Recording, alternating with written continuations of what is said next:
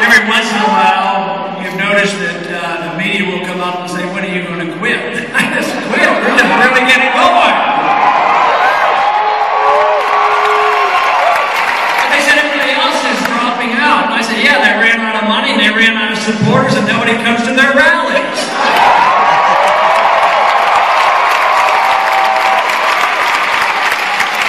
The enthusiasm is obviously very great and growing. The crowds have been magnificent and the funds come in. But the message is, of course, the key issue. And we can be very pleased that it's well received. Of course, we know that it's well received by young people, but there are a lot of other people now at all age groups and all diversity, all kinds of diversity, who are enthusiastic about the liberty message.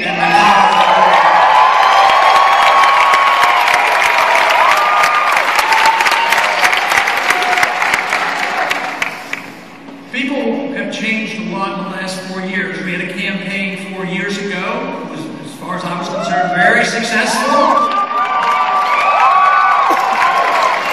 But something happened 4 years ago. Some of the things that we were talking about and warning about came about. There was a financial crisis. People know that there has an explanation for this, and they know that it has a lot to do with monetary policy and the mischief of the Federal Reserve System.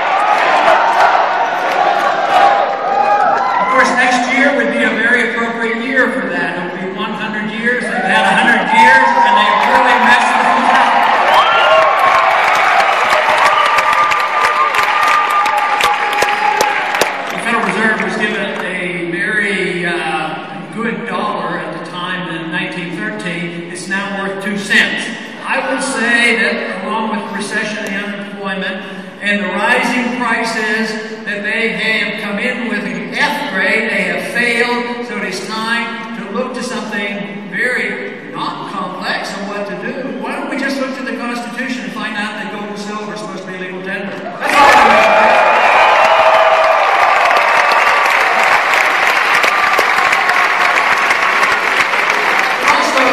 Also what has happened in these last 4 years is the discovery that American people are worn out. They're worn out with the wars. And they've come around to our assessment that we're going to war too often, too carelessly. We should do it only with a declaration of war under constitutional grounds or sacred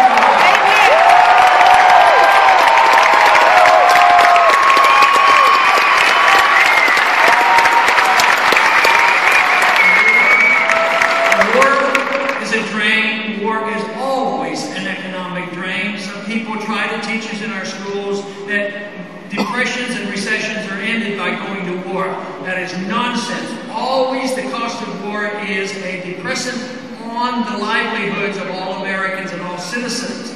But the one thing is the American people now agree with us. 70% of the American people say, time to come home. Get home from Afghanistan.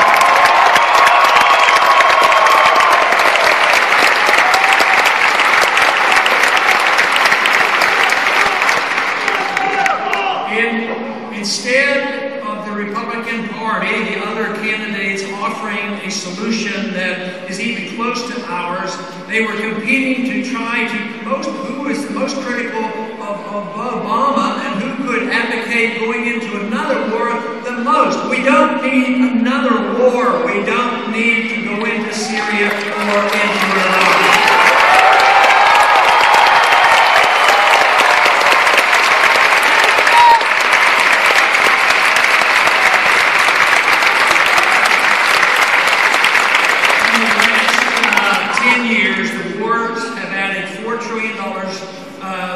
Of debt. Our deficit has gone up that much in the last 10 years. Just think how much richer this country could be if we had not spent that money on wars that are not being won, and we don't even know why we're there. We don't know what the purpose is, and it doesn't provide for strong national defense, and of course course, they're not constitutional wars. But what if we had not fought any unconstitutional war since World War II? Think how wealthy this country could have been. Right now, today, we are not wealthy. We're the biggest debtor in the nation. We have a middle class, which used to be the largest and the wealthy in the history of the world, is now shrinking and getting poorer, and it has a lot to do with the foreign policy. So we need a constitutional foreign policy designed for strong national defense, bringing our troops home and getting out of these wars as soon as possible.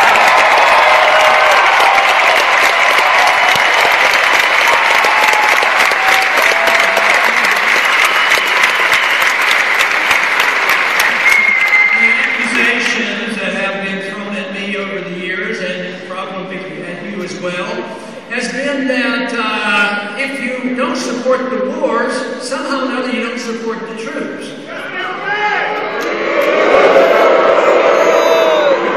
The question, if anybody asks about that, is asking them, why do the troops support Ron Paul more than everybody else?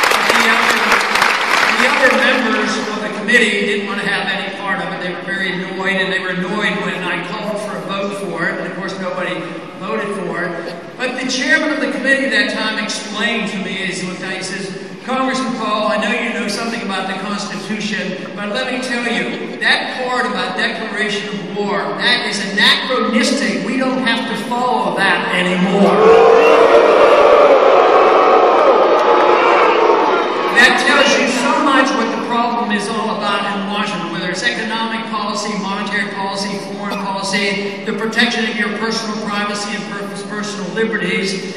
That is the reason we do not have enough people in Washington who understand and will take their oath of office seriously. So the answer should be, don't send anybody over there until you're convinced they know how to read and they know how to understand and that they tell you the truth and will obey the Constitution.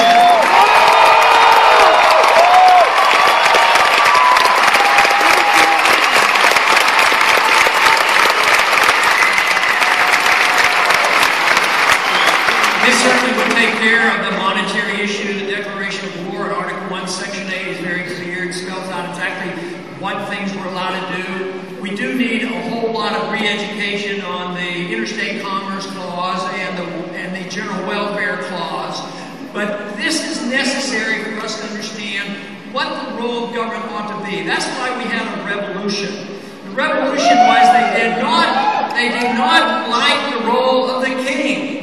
And quite frankly, I believe we're putting up with more authoritarianism from our own government than they had to put up with the king of England.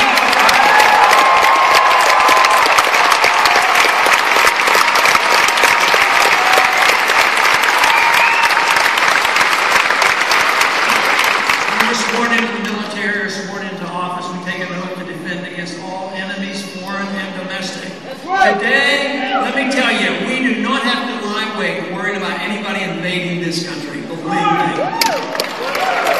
We have the strongest and most efficient military in the history of the world. We have more weapons than everybody else put together. We spend more money than everybody else put together. Nobody would dare touch us and attack us. But our threats are here at home. They're financial and they're an attack on our civil liberties and the planning of our lives.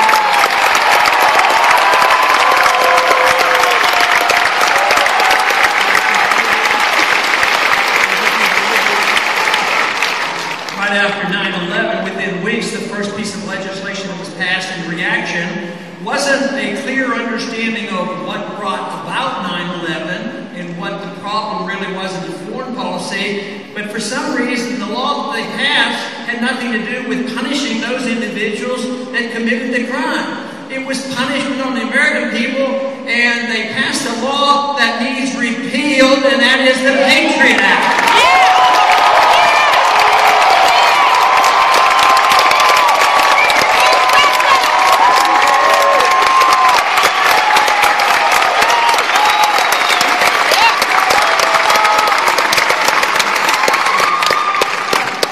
One member of Congress told me he had to vote for it because it was called the Patriot Act. I said, did you read the bill? He says, no, I didn't read it. I said, you know, there's some bad stuff in there. He said, yes, I know that. But how can I go home and explain it to my constituents why I voted against something called the Patriot Act after 9/11? I said, well, that's your job. Go home and explain it to them.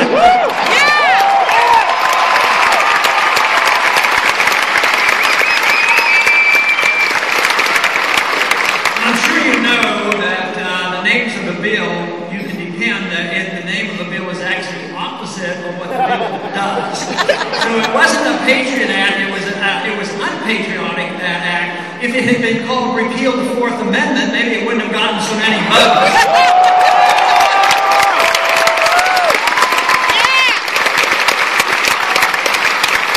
That has opened up a Pandora's box as far as what our government can do. The Fourth Amendment was very important to the founders, and it was very important for our revolution. It was to protect us against illegal searches and seizures from our government. Today, though, with the Patriot Act and various other pieces of legislation, our government can do just about, invade just about anything we have. There is essentially no privacy. That's right. So I think what has happened is we had just flipped around the government. If the role that the government was given was to be very minor. That was to guarantee your privacy. But we were supposed to have guaranteed openness of government. But now we don't have openness of government, but what we do need is openness of government. We can start with auditing the Federal Reserve, and we should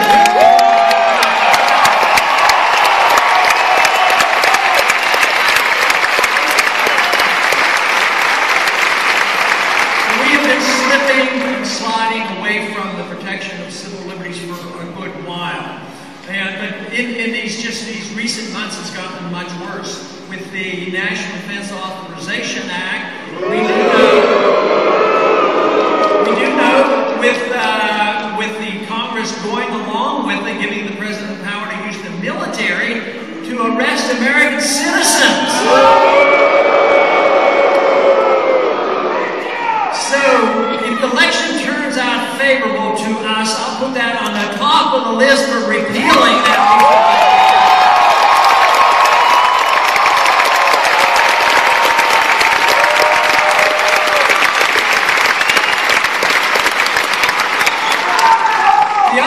The other thing a constitutional president can do is look at all the laws that were passed by executive orders that are unconstitutional. And under those circumstances, I'm convinced you can use an executive order to repeal bad executive orders.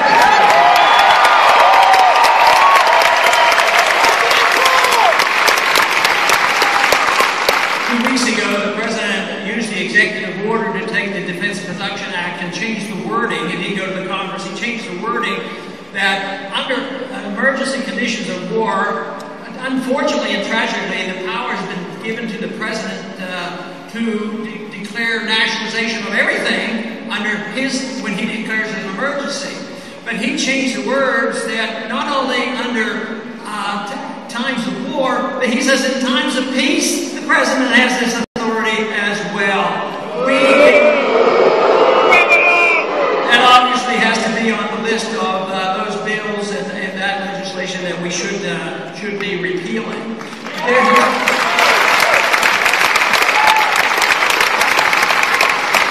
This idea that the military can arrest an American citizen, deny a trial, put in prison, denied an attorney, and put in a secret prison. This is not what America is all about. This is not America, and we have to not put our heads in the sand and just let it go by. We need to wake up, do something about it, and make sure our members of Congress know about it. That's right!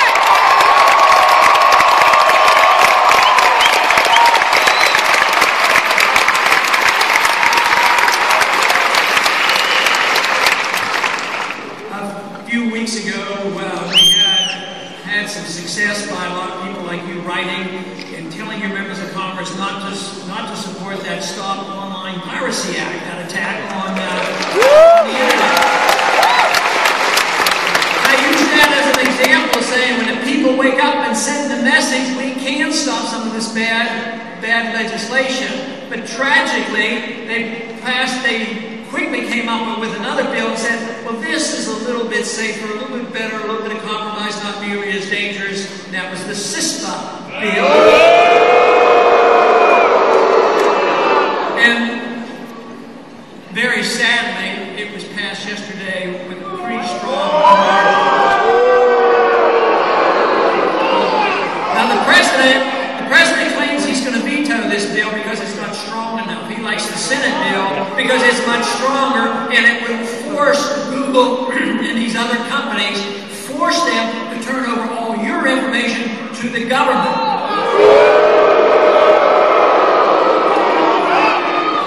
So this bill has not passed the Senate. There will be some more negotiation. Keep your eyes and ears open on this. Let's hope that it doesn't get passed before the end of the year, because maybe we will have a new Congress and a new president by next year.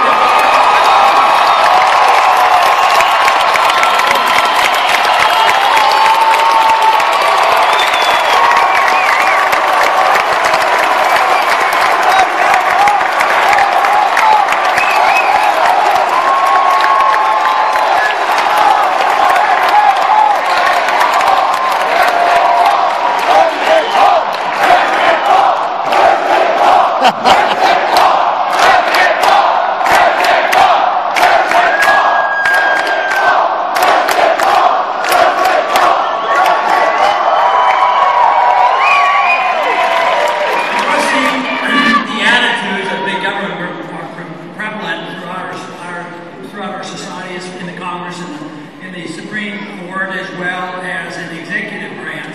The Congress hasn't protected us, but our courts didn't do us much favor a couple of weeks ago because there was a ruling 5-4, and it had to do with police officers and police forces at all levels.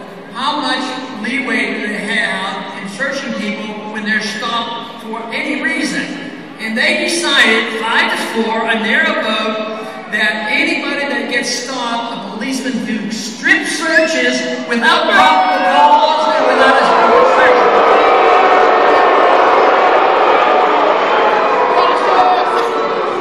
I keep thinking that I think half the cops want to do we see in the pictures of the groping and what goes on at our airports, if we put up with that, we don't stand up to it and change that. There's something wrong with us. So I say stand up to this.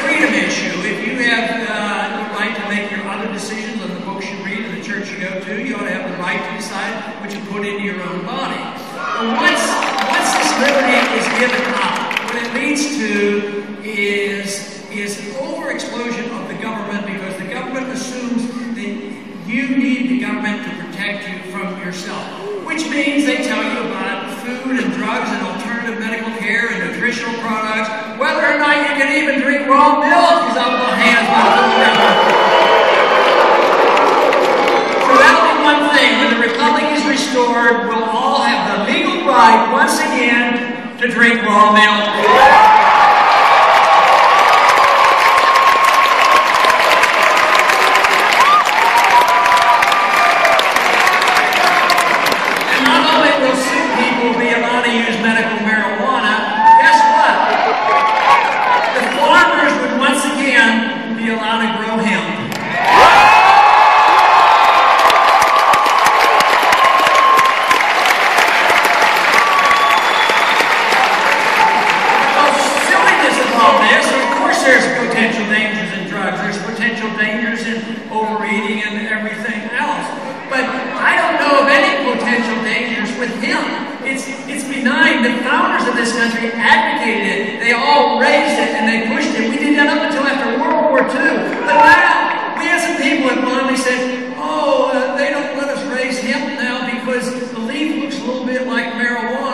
So what do? We chase all the hemp growers to Canada, and then we buy the products that they make from Canada. I'd say let the people grow hemp.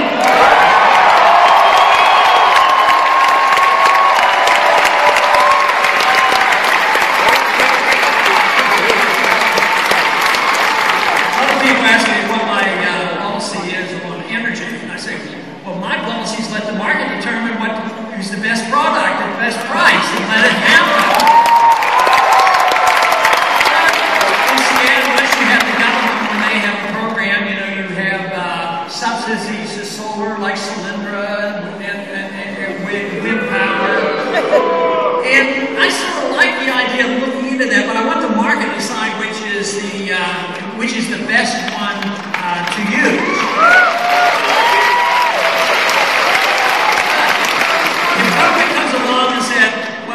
What we need to do to get less dependence on the oil coming from overseas is not to make it easier to drill for oil or whatnot. They'll say, well, we're going to force you to do is use ethanol in your cars.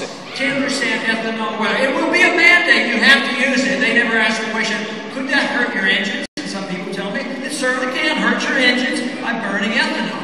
But then they say, well, it has to be corn, and they put tariffs on imported ethanol that could be cheaper in order to push the prices up, which then pushes the prices up of corn and other products. So it goes on and on. And guess what? One of the best sources of ethanol is from hemp. So they prohibit hemp and permission use of corn. Now, this doesn't surprise me at all, because I've been up there a couple of years. And I know a few of the bureaucrats, and I know a few of the politicians. And they are not smart enough to run the economy. They're not smart enough to tell you how to spend your money and run your life.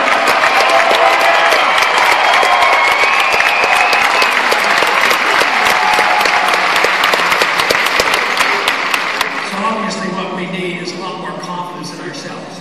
We don't need to be so intimidated that we need so much government. Now, the reason why this message is so appealing now is most people now know that our government is broke. Most people know now that the good jobs have left our country, that we have not produced any real good jobs in the last 10 years. This jobs market has been static, and that the standard of living has been going down. We have 30 million new people in this country. So people know that, so that's why they're looking for something else.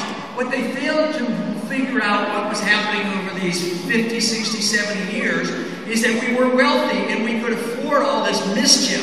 Wars that should have been fought, and redistribution of wealth, and entitlement system to give everybody a free house and free education, free medical care, and all we did was get higher prices. The housing example is a perfect example of how entitlements backfire and don't work. It was supposed to be meant to help poor people get houses. Well, they did for a while, and they used it as a cash cow. They borrow against increasing equity. Then the country goes bankrupt. They lose their jobs, and they lose their house. Guess who get bailed out? The people who were making all the money in the financial markets with the housing money, the Fannie Mae's and the Freddie Macs and the Goldman Sachs. So very simply, we have to reject the notion that the entitlement system actually works, and since we're broke, we can't continue with this. It doesn't work, it's not right, it's not part of the Constitution. We're now broke, but we need to go back to work. I think what happened to us a good many years ago is because one of the consequences, and a good consequence of freedom, is prosperity. And it's wonderful. But what happened is we concentrated on the material prosperity, and we started looking to the government for special favors and redistribution and privileges. And during all that time, we started consuming the wealth that we had, consuming the value of our dollar, and now the treasury is bare, and we're not producing, and we should concentrate on something we have forgotten about. How do you produce wealth? Concentrating on the free market, private property, contracts, gold standards, balanced budget, and a sensible foreign policy.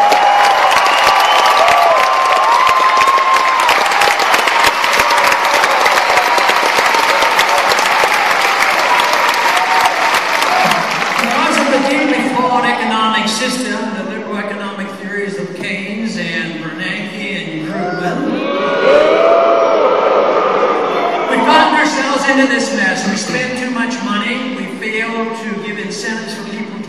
had tax codes that were deeply flawed. We tried to use regulations to cover up the mistakes made because of artificially low interest rates. We did all these things. We had excessive spending, debt, borrowing, regulations, and then printing too much money. So the predictable event would be a deep recession or depression. So it wasn't a bit surprising to the Austrian free market economists as what happened 5 years ago.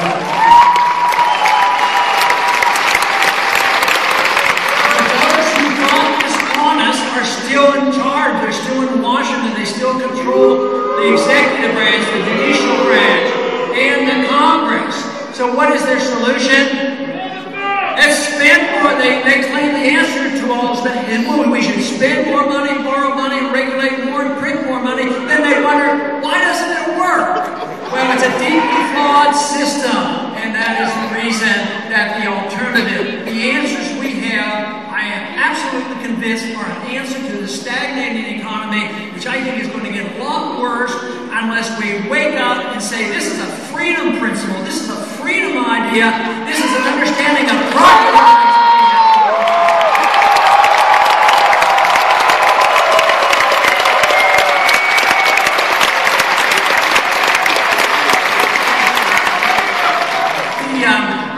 The founders were worried after they wrote the Constitution that we would, as a people, would be careless and we would allow the republic to slip away.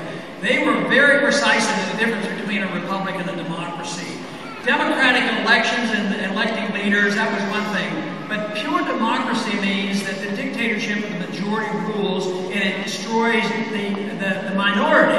That the minority is penalized by people who can vote away their rights. Just as the minority opinion has voted away your civil liberties, whether it's a drug war or these other wars. So, but they warned, they said, if you're not careful, what will happen is you will not remain a republic and you will become a pure democracy. And a democracy, they claim, would waste our resources, it would consume our wealth, and then eventually self-destruct. Well, we have wasted a lot, we have consumed a lot, our currency is just, it's not yet worthless, but it has no backing and it potentially will become worthless. And we're on the verge of self-destructing. But the very good news is that there are not just tens of thousands or hundreds of thousands. I claim that there are millions of people now in this country who are responding to the message of liberty, and they know exactly what we're supposed to do.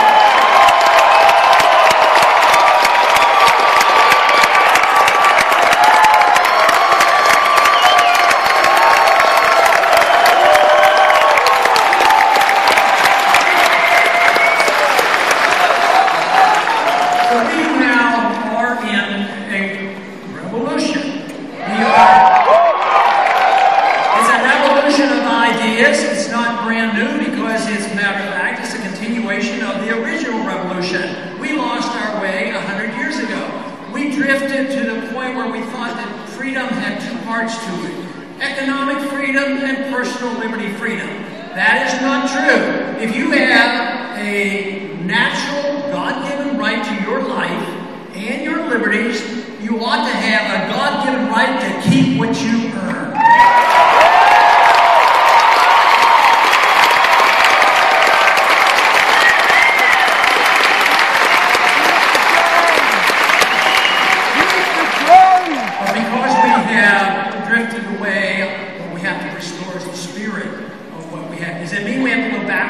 And live exactly before. No, there were imperfections. Obviously, we drifted away, so there were imperfections. And there's a lot of clarifications and misunderstanding in the Constitution.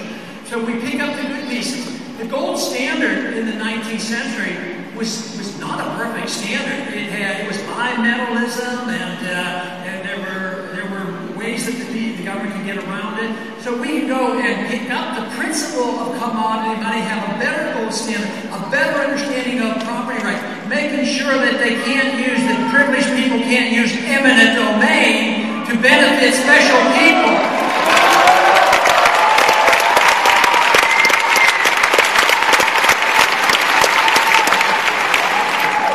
But we have to sure that we have a lot of energy. We have to have passion combined with reason. Because this is what we really need. I believe this revolution and the people I talk to have the passion, have the reason. The young people I talk to are reading and studying, understanding Austrian economics, they're understanding the Federal Reserve. That's why they know we need to get rid of the Federal Reserve.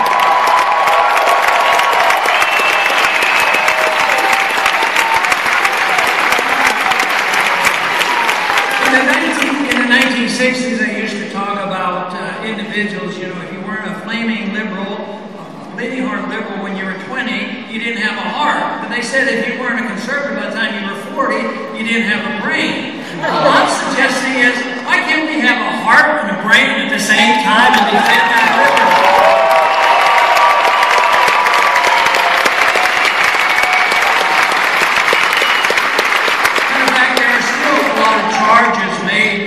That we're not humanitarian, we don't care about our fellow man. But if you advise a system that is forced redistribution of wealth and you destroy wealth, which all socialism does, and communism, and now our welfare system is proving the same point. So if you do have this natural instinct, which all of us, I believe, basically have, and that is we do care about our fellow man. We care about ourselves, and that's okay. We care about our family. We want people to do well. So if you have this instinct, the best way you can help your fellow man and help humankind is to defend the system of liberty and allow prosperity to thrive.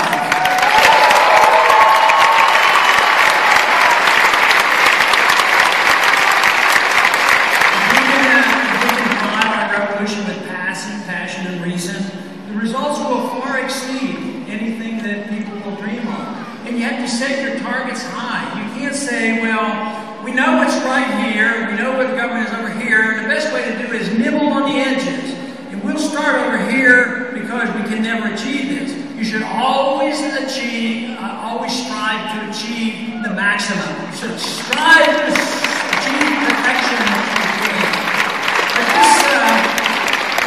this idea that you can nibble away, this is why, in spite of the sincere effort by our budget people in Washington today, the Republicans, I don't have much confidence in it. They're talking about cutting spending, but they're only talking about cutting spending of proposed increases which are automatic. And their goal for a balanced budget is 30 years. My goal is 3 years.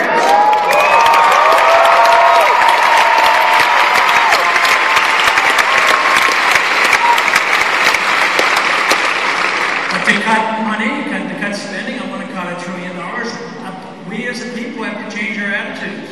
If you want the welfare state to persist and think you can do it, if you think we should still be the policemen of the world and go and stay in nation building and use our missiles all around the world, you can't do it. But if you look to a definition of what the role of government ought to be in a free society, and say it's the protection of liberty, the protection of property, making sure nobody counterfeits the money, and have a national defense where we're not wasting our resources overseas. If we change that, we can balance the budget. But you won't be able to balance the budget unless you change the role of government.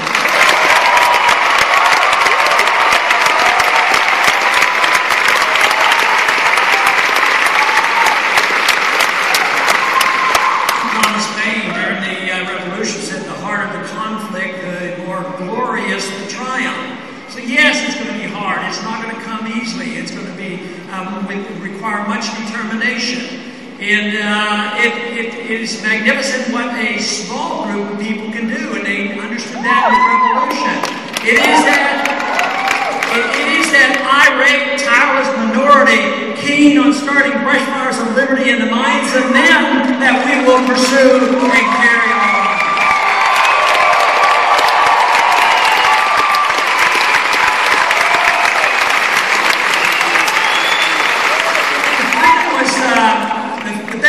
Freedom ever in the history of man has been in this country. But the experiment is no longer in place, but we can restore it. And this is what America the Beautiful is all about, restoring the principles of liberty and not going back, but to pick up and even make it even more miraculous. And it is is to me that is available to us, probably more so in spite of the problems. I think our country is in worse shape than it was even during the Depression and during the World Wars, because the foundations have been eroded. The foundations of our liberty, the foundations of our money, the debt burden is so great.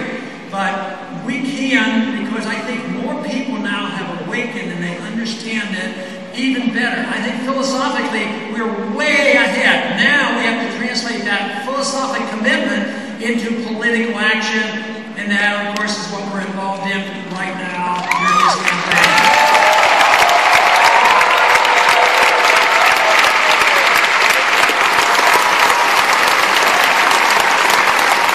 So for me, to live in a free society is my goal. I'm willing to live in a free society, even if I were poor.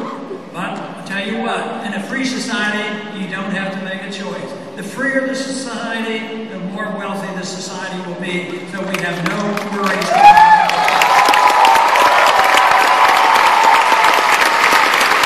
But for me, the whole purpose to live in a free society, to own our own lives and seek our own way, is to seek virtue and seek excellence. The government can't do that for us, and we've assumed that too many have accepted the fact that the government is going to do that, and we've accepted this nanny state. But if you want a free society where people feel good about their production, have creative energy, and be rewarded for what you do, this is what we have to do. We have to restore this confidence. And of course, as I travel and meet so many young people and meet so many others who are young in spirit, but they may be past 30, they have a young spirit also, and they understand.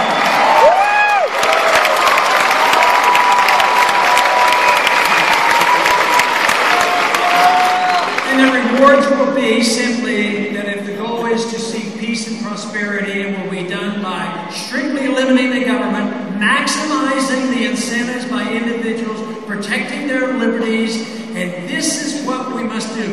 For us, peace and prosperity should be the goal. Liberty for each and every one of us. Everybody should be treated the same, because freedom brings us together. It doesn't tell people how to use your freedom, because everybody will use their freedom differently. And this means that's the only way you can bring factions together, because we won't be challenging. We won't tell people how to run their lives and how to use their freedom, how to spend their money. Everything you have to do is be tolerant. You don't have to. You don't have to accept what other people do. You don't have to endorse what they do. But if other people use their freedom in a way you don't like, if they don't hurt you, you have to just ignore it. What you have to do is enjoy your own life.